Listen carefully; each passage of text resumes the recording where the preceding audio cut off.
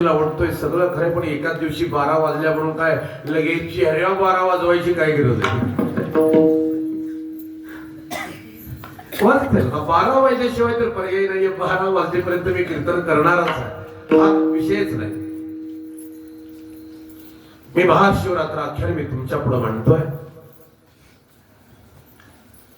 या भागवत धर्माचं विशेष पर्व सांगत असताना माझ्या नाथ महाराजांनी सुंदर वर्णन केलं. पर्व विशेष भागवत धर्मी, नरसिंह जयंती रामनवमी, वामन जयंती गोकुलाष्टमी, उत्तम उत्तमी शिवरात्र. आपल्या भागवत धर्मामध्ये, या भागवत धर्मामध्ये 24 एकादशी आणि 5 पर्व सांगितले. 29 उपवास महाराज ज्याला करता येतात तो वारकरी, त्याला वैष्णव म्हटलं जातं. काही कीर्तनकार कोटी करतात. 20 आणि 9 उपवास ज्याला करतात त्याला म्हणायचं वैष्णव.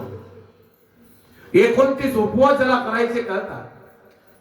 12 महिन्याच्या 24 एकादशी, 5 पर्व ऐका. नरसिंह जयंती रामनवमी, वामन जयंती गोकुलाष्टमी आणि उत्तम उत्तमी शिवरात्र. मी म्हणतो आम्हाला 24 एकादशी जमल्या नाही जमल्या काय अडचण नाही, चला ठीक आहे.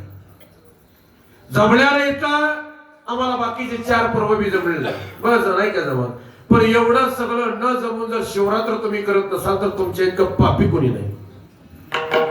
हो हो, आमच्या चौकात एक वडापावचा गाडा आहे आपल्या शेजारी.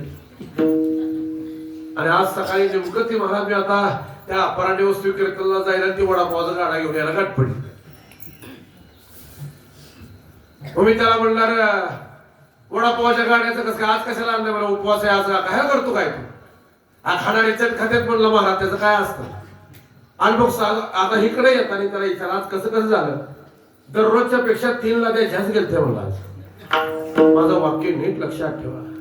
या महाराष्ट्राच्या मातीमध्ये जन्माला येऊन जर आम्हाला महाशिवरात्री कळत नसेल, रामनवमी कळत नसेल, वामन जयंती कळत नसेल, नरसिंह जयंती कळत नसेल, गोकुळाष्टमी कळत नसेल, एकादशी सोमवार आम्हाला कळत नसेल तर आपल्या जगण्यात काय अर्थ नाही या मताचा मी. पण मी म्हणतो महाराज धार्मिक विषय सोडा, धार्मिकतेला त्याच्याकडे बघायचा विषय सोडा.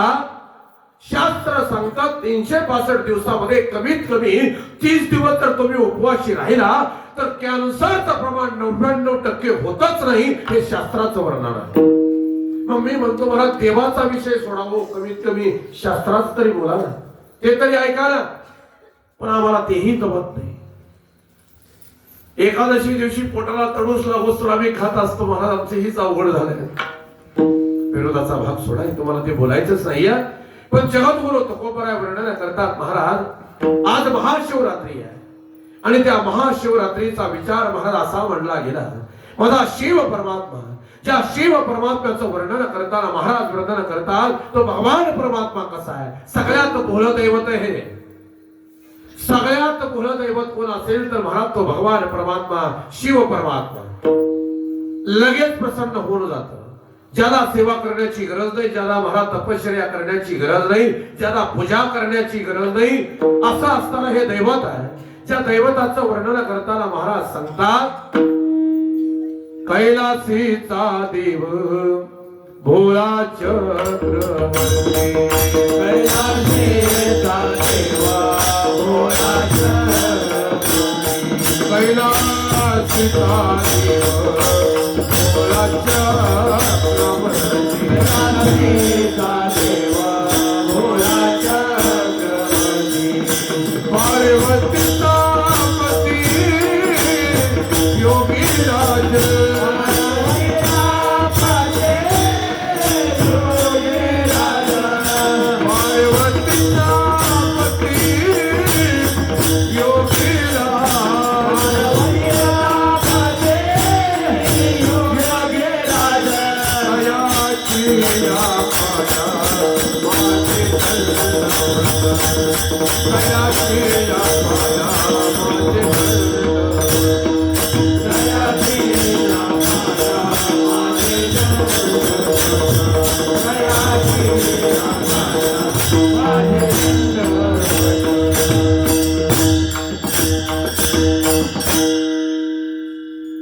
महाराज वर्णन करतात कैलास कैलासीचा देव. महाराज कैलासीचा देव आणि भोळा बी म्हणतात, चक्रवर्ती बी म्हणतात. कसं शक्य होय? भोळा चक्रवर्ती असू शकत नाही, चक्रवर्ती भोळा कधीच असू शकत नाही. कसं शक्य आहे? आमच्याकडे बी लोक म्हणजे असू द्यावं महाराजला हे बोलायची. मग मी बी असा रागडा माणूस आहे, मी त्याला म्हणलं ती बोल नाही झापोय. भोळ्याचं सोंग घेऊन महाराज माणसं भरपूर आहे. भोळा वेगळं झापा वेगळं. खाली बघून गाव तुडवत चालतंय. ती भोला वेगळं. भोला चक्रवर्ती असू शकत नाही, चक्रवर्ती भोला असू शकत नाही. पण जगद्गुरु तुकोबराय वर्णन करतात, शिव भोला चक्रवर्ती त्याचे पाय माझे चित्ती. त्या शिव परमात्म्याचं महाराज माझ्या चित्तामध्ये पाय आहे. थोडस चिंतन म्हणते 2 मिनिटाचं फक्त. आता इकडे जगद्गुरु तुकोबराय यांचं प्रमाण महाराज मी 1 मिनिटात तुमच्या पुढे मांडेल. अनेकाची स्तुती आम्हा ब्रह्महत्या एका वाचून त्या पांडुरंगा. पांडुरंगाशिवाय दुसऱ्या देवाचं नाव जर आमच्या मुखाला आलं तर ते आमच्यासाठी ब्रह्महत्येचं पातक असेल असं तुकोबराय म्हणतात. आणि तेच तुकोबराय म्हणतात, शिव भोला चक्रवर्ती त्याचे पाय माझे चित्ती. वाचे बोलता शिवनाम तयान बाधे क्रोधकाम. कसं जमायचंय? तुम्ही तिकडे म्हणता कुणाची आम्ही स्तुती दुसऱ्याची केली की ब्रह्महत्या, आणि इकडे शिव परमात्म्याची स्तुती गाता. हे कसं काय? आणि लय सांगित होता तुका म्हणे, जीव गेला तरी जाऊन धरिला तो देव भाव शुद्ध. तुका म्हणे आम्ही मेलो तरी जाणार तुझ्या चरणानं सोडावे. पतिव्रता आणि अनेकाची स्तुती सर्व भावे पती ध्याने म्हणे, तैसे माझे म्हणे कविता झाले नावडे विठ्ठले बिन तुझे. वेडा वाकुडा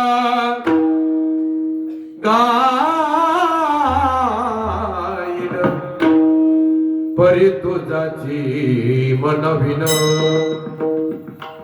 आता मेळ खायचा नाही, ओळखायचं नाही. आता जगद्गुरु तुकोबराय वर्णन करतात, तुम्ही इकडे महाराज त्या भगवान परमात्म्याच्या एकनिष्ठते बाबतीत बोलता आणि इकडे शिव परमात्म्याची स्तुती करता. हा वेगळा तलावाचा दोष आहे. मग ती दोषी तुम्ही आहात का? नाही हो. जगद्गुरु तुकोबरायांनी वर्णन केलं, अरे ज्याच्या बाबतीत मी वर्णन करतोय आणि ज्याचं पहिलं मी वर्णन केलंय, दोघांमध्ये एवढं साम्य आहे. महाराज वर्णन करतात, एक वेलांटीच आड. एकाच वेलांटीचा फरक आहे दोघात, पण अवघड काही नाही त्याच्यामध्ये. मी शिवश्च हृदय विष्णू विष्णुश्च हृदय शिवम. याला जर प्रमाण आहे काय असेल तर साधं प्रमाण तुकोबराय वर्णन करतात, एक एकाचे हृदय, एक एकाचे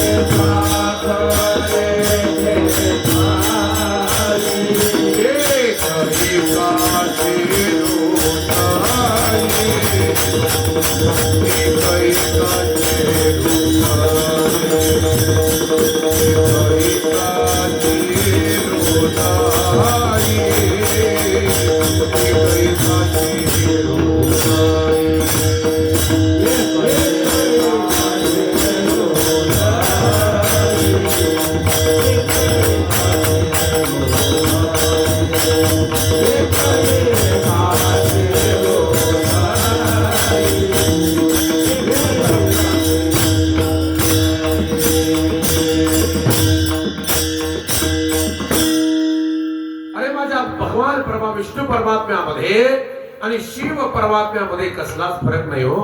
एक एकाचे हृदय गोडी साखरेची ठाई. आम्ही तुम्हाला इकडं आम्ही हरण, आम्ही हरिण, आम्ही आडवागण लावतो, आम्ही उभागण. अरे खालच्याने बांधण्याची काय गरज आहे महाराज? विशेष थांबवतो जरा थोडा.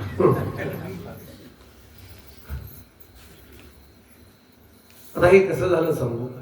युती झाली मग आता युती झाल्यानंतर खालच्याने काय करायचा हा प्रश्न आहे ना. तसं महाराज त्या भगवान परमात्म्याची शिव परमात्म्याची युती आहे. तुम्ही कशाला मध्ये येता? त्याचं वर्णन करताना जगद्गुरु तुकोबराय वर्णन करतात. भजन करी महादेव महादेव राम भुजी सदाशिव. अरे भजन करत असताना भगवान परमात्मा महादेव विष्णूचं भजन करतात आणि विष्णू महादेवाचं भजन करतात. तुम्ही कशाला बाकीचा विचार करता? त्या शिव परमात्म्याच्या स्वभावाचं वर्णन करताना त्याला जास्त काही लागत नाही म्हणे. हे बघा, तुम्ही नुसतं पसाभर पाणी आणि एक बेलाचं पान वाहिलं ना भरपूर झालं. ऐका सावधान कथा शिवरात्र. याच्यामध्ये अभंगामध्ये महाराज तिसरं चरण आहे. एक पसा पाणी एक बिल्व दलल पूजन केवळ सोपे बहु.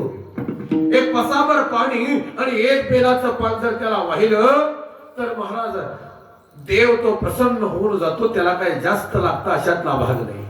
मी बऱ्याचदा सांगत असतो, जगद्गुरु तुकोबरायांचं प्रमाण आहे.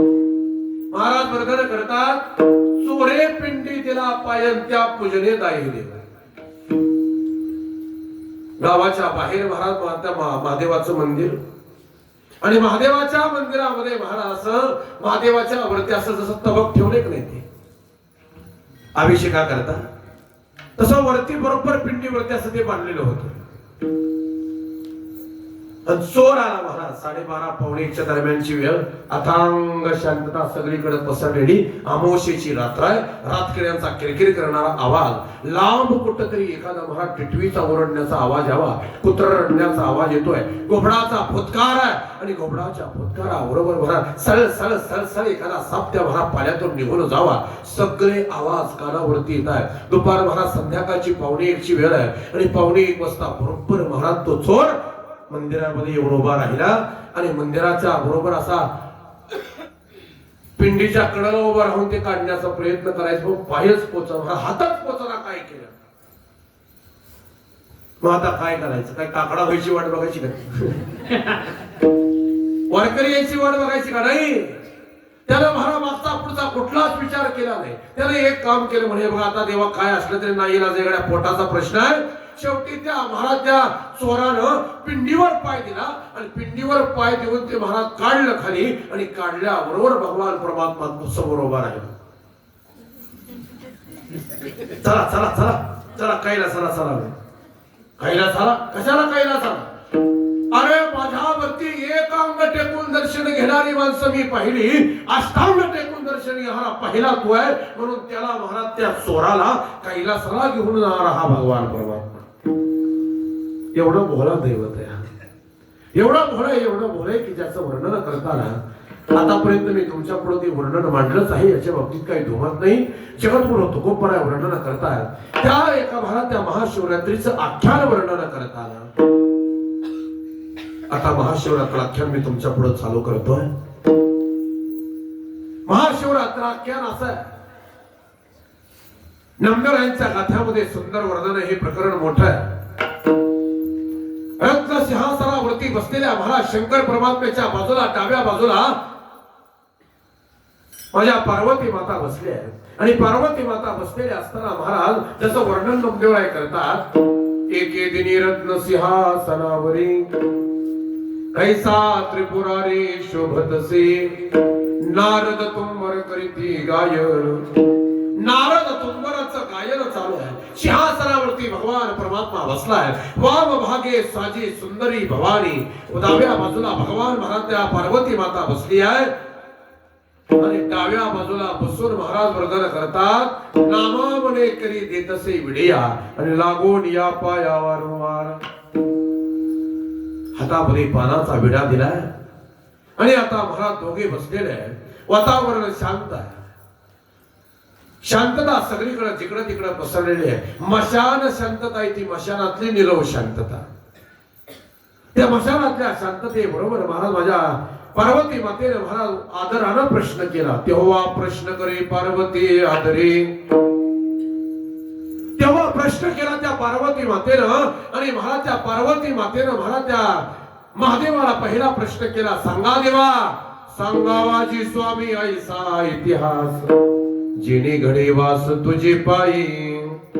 असा एखादा इतिहास सांगा की जेणेकरून तो इतिहास ऐकल्यानंतर तुमच्या पायाजवळ मला वास्तव्य मिळेल असा इतिहास एखादा सांगा. त्यावेळेस महाराज वर्णन करतात. नामदेवरायांचं वर्णन आहे. ऐकोनी या वाणी संतोष ना शूल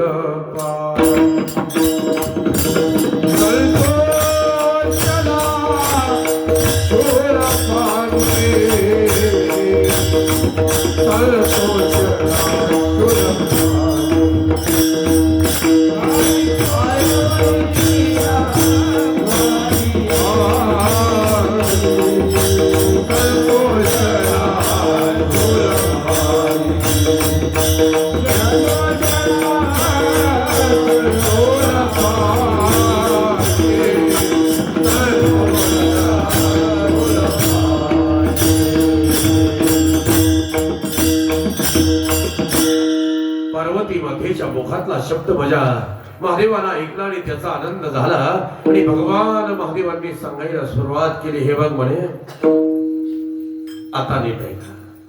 तो इतिहास असा आहे. कांचीपुरी राजा नामे सोमदत्त, तयाची संपत्ती पार नाही. कांचीपुरामध्ये सोमदत्त नावाचा राजा, कुठल्याच गोष्टीची कमतरता नाही. सत्ता संपत्ती सगळाच आहे. पण सगळ्या गोष्टी असताना सुद्धा महाराज वर्णन करतात. 5 शते तया कामिनी सुंदरा करिता पुरा नाही झाला का. त्या सोमदत्त नावाच्या राजाला 500 बायका आहेत. 500 बायका असून सुद्धा त्याच्या अंतःकरणाचा काम पुरा झाला नाही. महाराज वर्णन करतात. 5 शता माझी दोघी पतिव्रता चारणी सर्वता सर्व काही.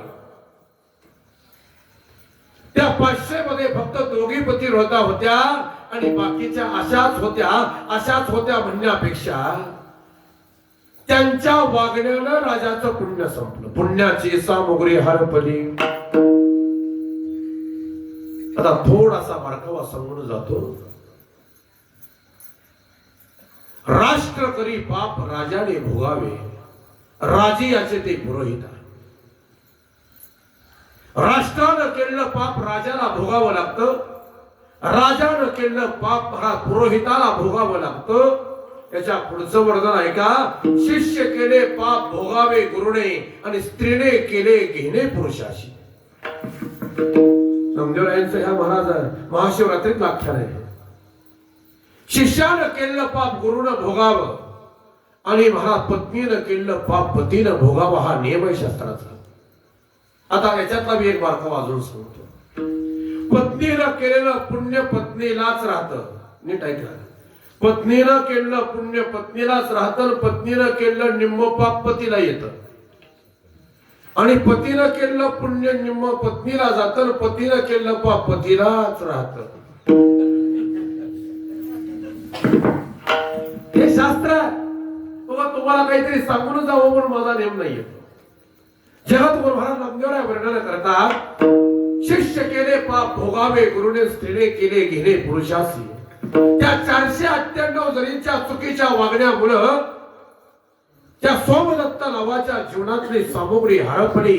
सत्ता संपत्ती सगळं काही असून महाराज वर्णन करतात. मरोण या जन्महरणाचा पावला पतिव्रता झाल्या कुरंगिनी. सत्ता संपत्ती सगळंच आहे पण सगळं सोडून जावं लागलं. मगाशी सगळेच नवनिर्वाचित सदस्य मी बोलवले होते सत्कारा करता. जडपी सदस्य, पंचायत समिती सदस्य सगळेच बोलवले होते. त्याची प्रस्तावना मांडत असताना मला सहज सुचलं. त्याची प्रस्तावना अशी होती. 28 जानेवारीचा 8:45चा काळ. 28 जानेवारी म्हणजे महाराष्ट्रासाठी भारताचा काळा दिवस, महाराष्ट्रासाठी काळा दिवस जन्माला आला. आणि महाराज सकाळच्या वेळेला सूर्यनारायण वरती आला. सूर्याची किरण नुकतीच महाराज जमिनीवरती पडले. सोनेरी किरण आले आणि त्या सोनेरी किरणांच्या बरोबर एक सांगावा कानावरती आला. या महाराष्ट्राचे लाडके उपमुख्यमंत्री अजितदादा पवार साहेब विमान दुर्घटनेमध्ये त्यांचा मृत्यू. अजितदादा सारखं व्यक्तिमत्व या महाराष्ट्रातून निघून जाणं याच्या इतका मोठा तोटा महाराष्ट्राचा अजून कुठलाच असू शकत नाही, हे लक्षात ठेवा बरं. तीच करडी नजर, तोच रुबाब, तीच प्रशासनावरती पकड, तेच व्यक्तिमत्व करू शकतो, दुसरं या जगाच्या पाठीवरती व्यक्तिमत्व नाही. पण महाराज, माझ्या महाराष्ट्राची माती अशी आहे, ती व्यक्ती चांगली होती असं म्हणायला मरावं लागतं, हे भयंकर दुःख आहे. एखादी व्यक्ती पुढे गेल्यानंतरच आम्ही म्हणतो ती व्यक्ती चांगली होती. चांगलं म्हणून घेण्याकरता मरावं लागतं.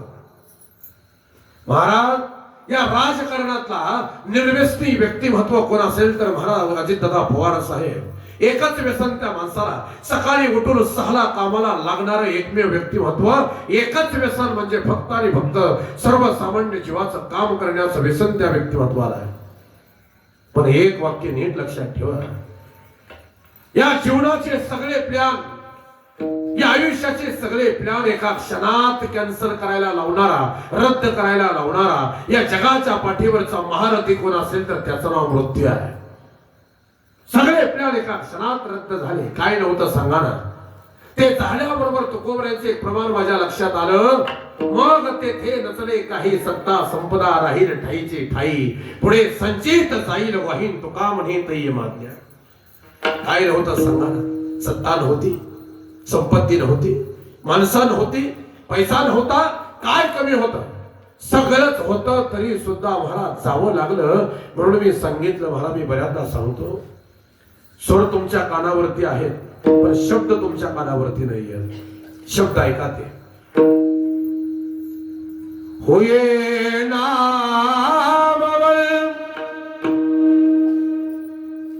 बेनिशान, कैसे कैसे जमीन खा गई, नौजवान कैसे कैसे इस जवानी पे इतराने वाले, कल भी तू पछताएगा,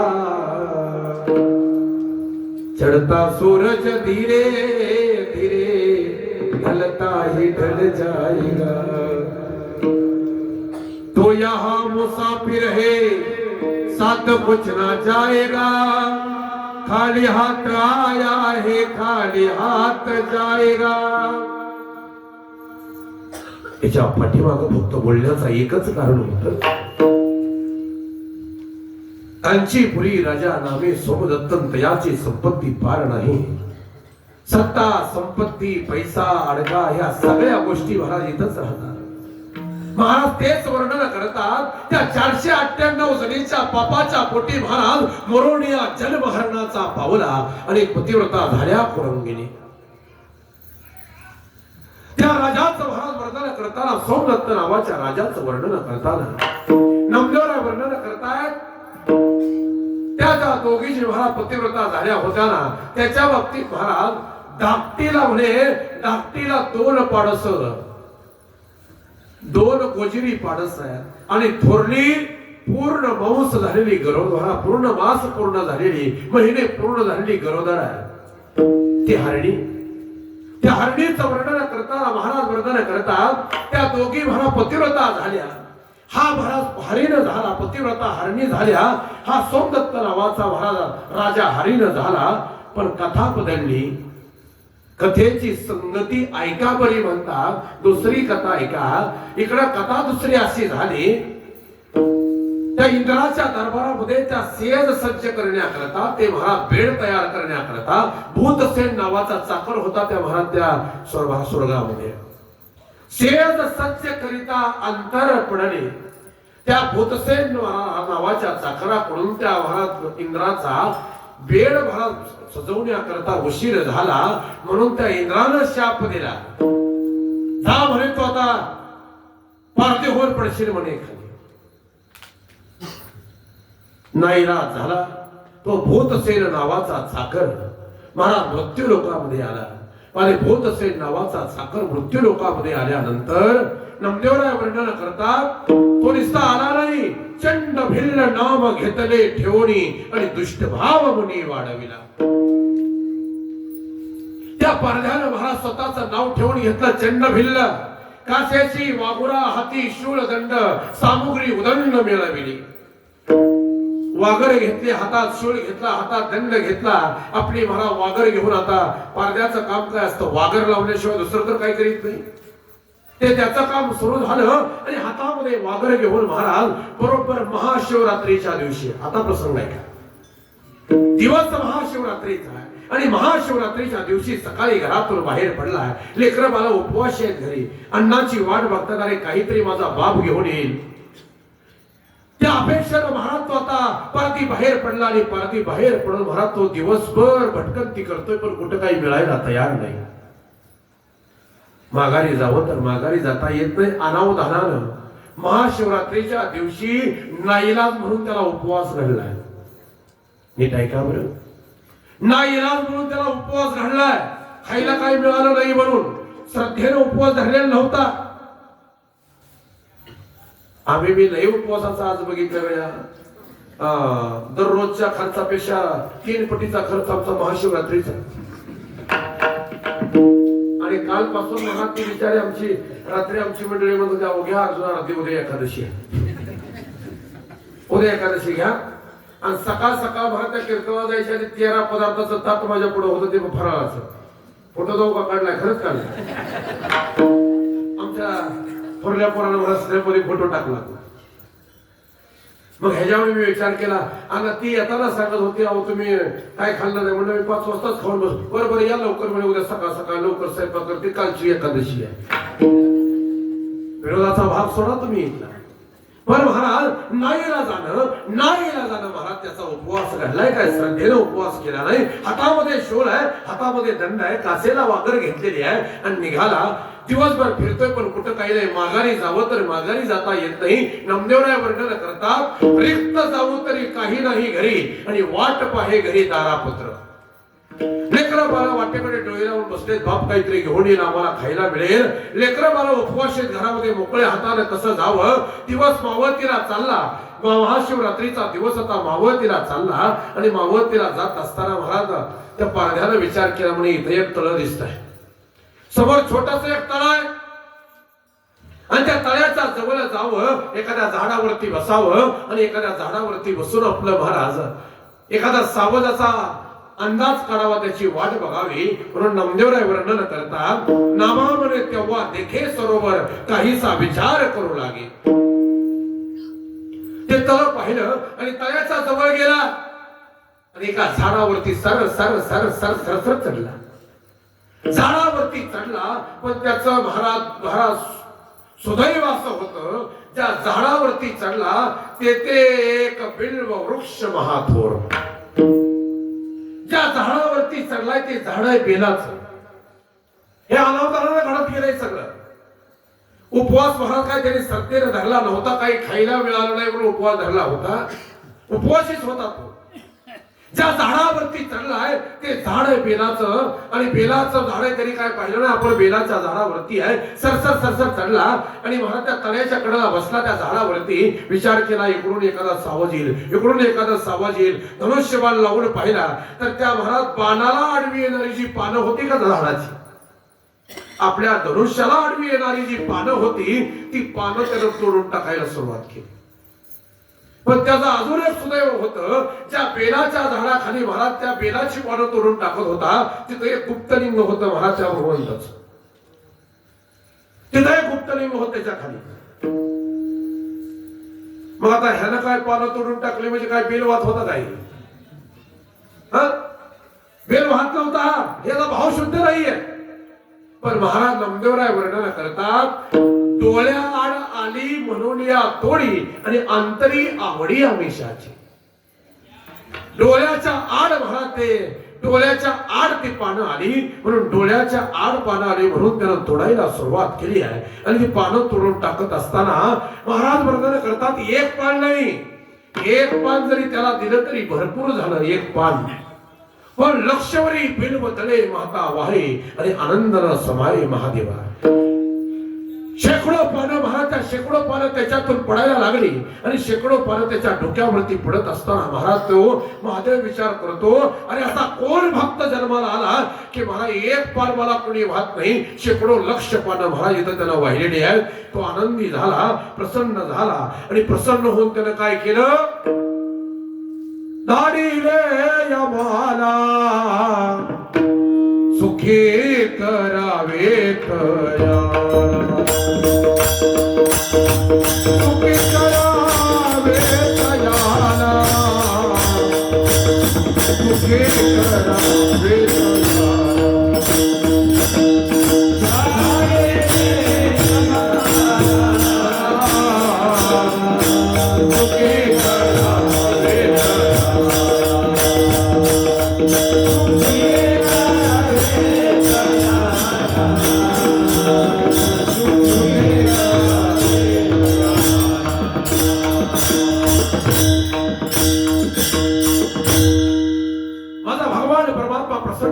प्रसन्न होऊन त्याला यमाला पाठवलं. जा रे, कुणी पानं वाहिले ती बघ, त्याला काय पाहिजे ती. यम बी आलं महाराज. यम आल्यानंतर त्या पारदेवा जवळ जाऊन उभं राहिले, कोण रे तू? ते देवानं मला पाठवले, महादेवानं मला पाठवले, बोल तुला काय पाहिजे ते बोल. आणि ते महाराज धनुष्यबाण हातात घेऊन बसलेले, ती महाराज त्या हरणाची वाट बघित आणि ते महाराज यम आले, यमानं विचारलं म्हणजे तुला काय पाहिजे. महाराज त्याला सांगितलं, हे बघा मला काय जास्तची काय गरज नाही, मृग पक्षीयाचे कलावे बोलणे येणे सर्व कार्यसिद्धी. या पक्षाचं या हरणांचं बोलणं मला कळावं याच्यापेक्षा वेगळं नाही. त्यांची वाट बघतोय, कमीत कमी त्यांच्या मनात काय हे तरी मला कळेल. तो तथास्तु म्हणून निघून गेला. थोड्या वेळानं त्यानं ती जाळं लावलं होतं महाराज त्या तळ्याच्या कडेला. ती जाळं लावलेल्या अवस्थेमध्ये तोची मृग पहा आला, उड्डाण गगनासी साधित असे. तोची मृग पहा आला उदकासी, आणि गगन महाराज उड्डाण गगनासी साधित असे. उड्या टाकत असते महाराज पाणी पिण्याकरता. महाराज असा पाणी पिण्याकरता आलाय आणि पाणी पिण्याकरता आल्यानंतर महाराज त्याला पहिला ताही आलाय, जाळीत सापडणार आहे. महाराज त्या जाळ्यामध्ये ते सापडलं विहारी. स्वतःला सोडवण्याचा प्रयत्न सुरू झाला. मला पाय धरायला सुरुवात केली पण नाही झाला. तर नेमकं काय करावं, बाहेर तर पडता येत नाही. अर्धा तास झाला, पाऊण तास झाला आणि महाराज तो हा पारधी झाडाच्या आड उभा राहून हा सगळा प्रसंग बघतोय.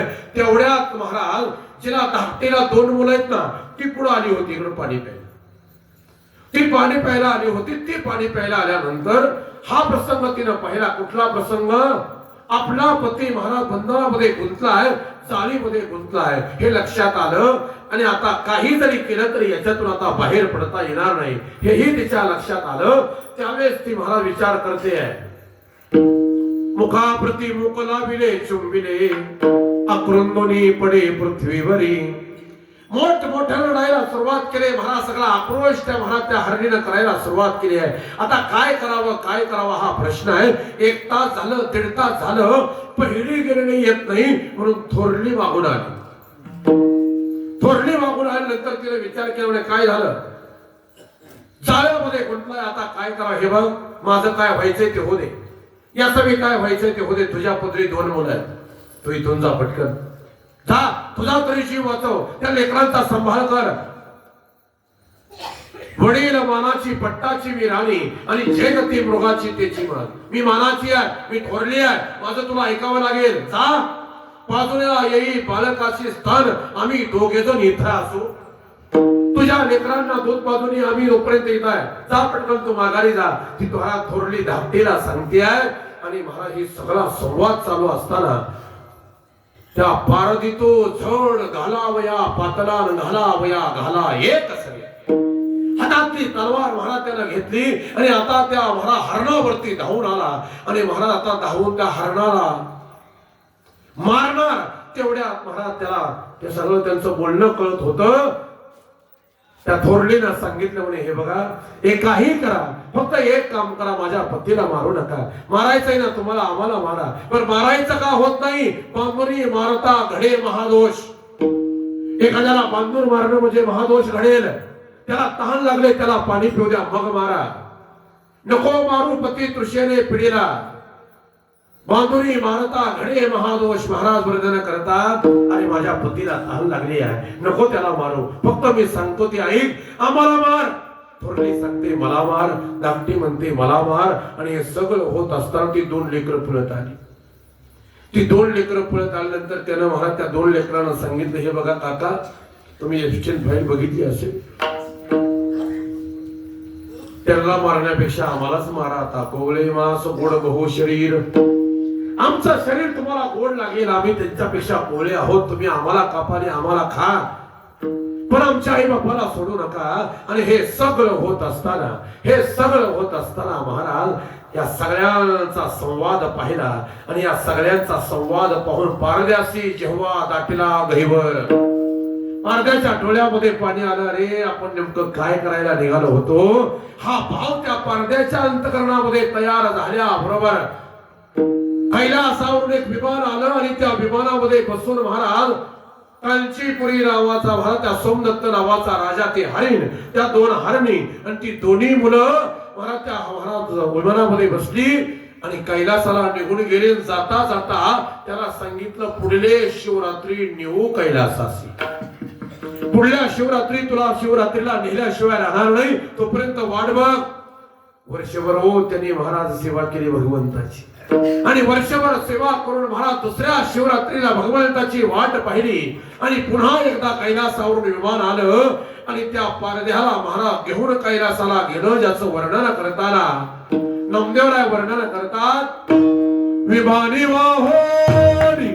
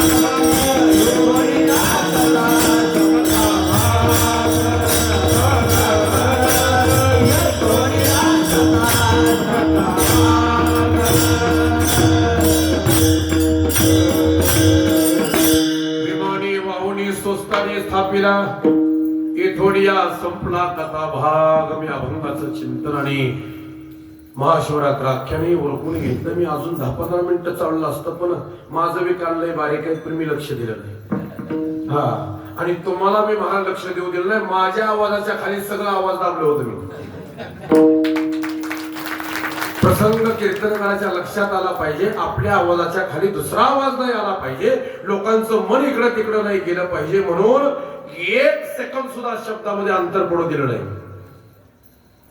अजून 10-15 मिनिटं मी हे सहज चाललं असतं, याच्या बाबतीत काही दुमत नाही. पण वापसा बघून फिराय मी आलं पाहिजे कडे, अन्नाच काढून सगळ्या गोष्टी. मी म्हटलं ना, मी रांगडा, सगळ्या गोष्टी कळतात, नेमकं काय चाललंय काय नाही चाललंय, काय हरकत नाही.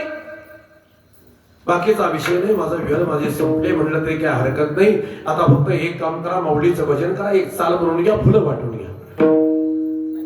नाही का? ओके. महाराज वर्णन करता, तुका म्हणे दान सेवा घेतल्या वाचून, मग भीक काही देवा, प्रेम भातुके पाठवा, ज्ञानेश्वर माऊली